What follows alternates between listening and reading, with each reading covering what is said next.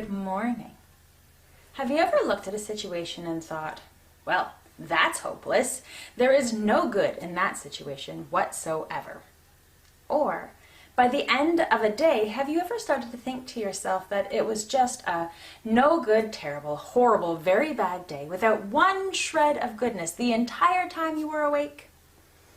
Or maybe you've been faced with a problem and thought, that's it.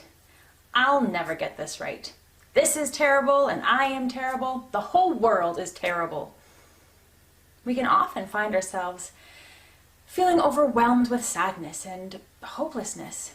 And we can find that frustration can paint a really negative picture, can't it?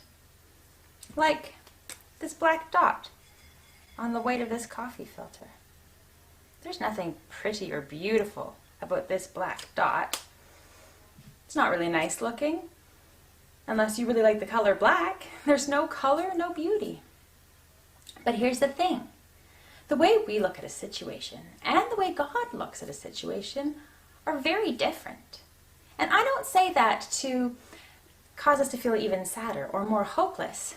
I say it because God wants us to see things through Him, the way that He sees things.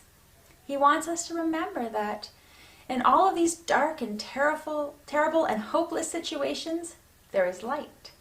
There are good things. There are hope. In the worst circumstances, we can look for God. We can see God in the helpers of a situation. If we see scary things on the news or start to feel hopeless about a situation, we can look for those people who are shining God's light. If we have a terrible, horrible day, we can look for God there too. We can look for moments when God reached down to help us or to comfort us. We can find ways that God's love was shown to us through the people around us, even if we didn't notice it or maybe even ignored it at the time. And when we feel overwhelmed with a problem, we can look for God there too. We can think of the ways that God wants us to use problems to grow. And we can look for the people that God has put in our life to help us find our way through. When we look for God in these moments, we are able to see a problem or a situation the way God does.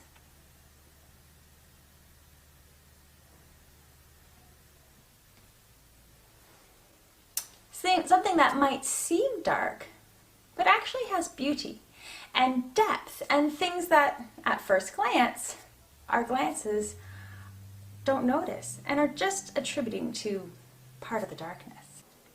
Now, it takes practice to be able to be in the habit of looking for good in desperate situations, of finding God moments in pain and struggle, in frustration. When we practice these moments, we are practicing our faith in God. And the great thing is that the better we become at noticing the blues and the greens, sometimes even some purples in the black dot, the more likely we are able to become those moments of light and color, those helpers and God sends to others in hard times too. This week, let's look for God in our hard times. Let's look for the people of God around us when we are feeling hopeless. And let's try to be there, be those people for others. This week, when we see a black spot, let's make sure that we remember that hiding in the darkness is a rainbow, a promise from God that He will not leave us, He will not let us struggle alone, and that His love is always with us.